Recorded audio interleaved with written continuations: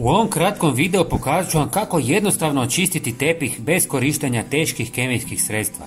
Trebat će vam samo nekoliko uobičajenih stvari iz kućanstva i 3 minute vremena.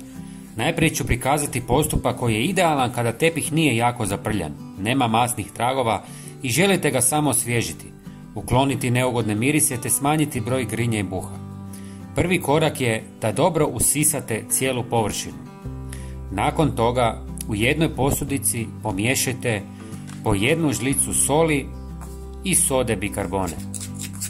Pospite smjesu po tepihu i lagano utrljajte kistom.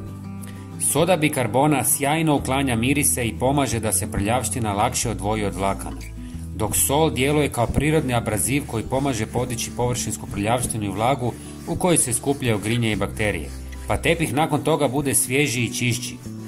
Zajedno djeluju kao prirodni čistač koji prodire duboko u tepih, uz to oba sastojka neutraliziraju neugodne mirise i ostavljaju tepih svježim. Smjesu ostavite da djeluje nekoliko sati, a zatim ponovo usisajte. Ovaj korak važno je odraditi dobro jer priprema tepih za sljedeći dio čišćenja.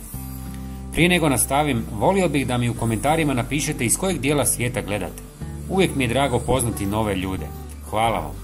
Sada prelazimo na drugu metodu koju koristim kada su na tepihu prisutne mrlje, masnoće ili dublja prljavština.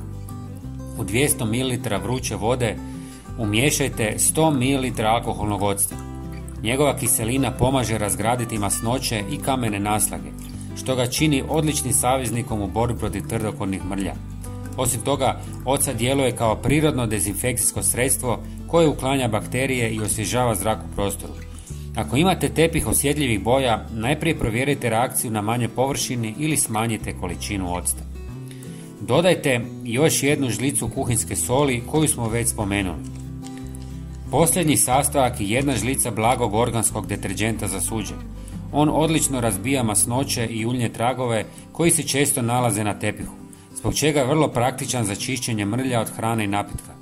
Deterdžent za rublje ovdje nije najbolji izbor jer je jači, stvara previše pjene i teže ga je ukloniti. Sve sastojke dobro promiješajte, procijedite i ulite u bocu s raspršivačem. Poprskajte površine tepiha i lagano iščetkajte četkom.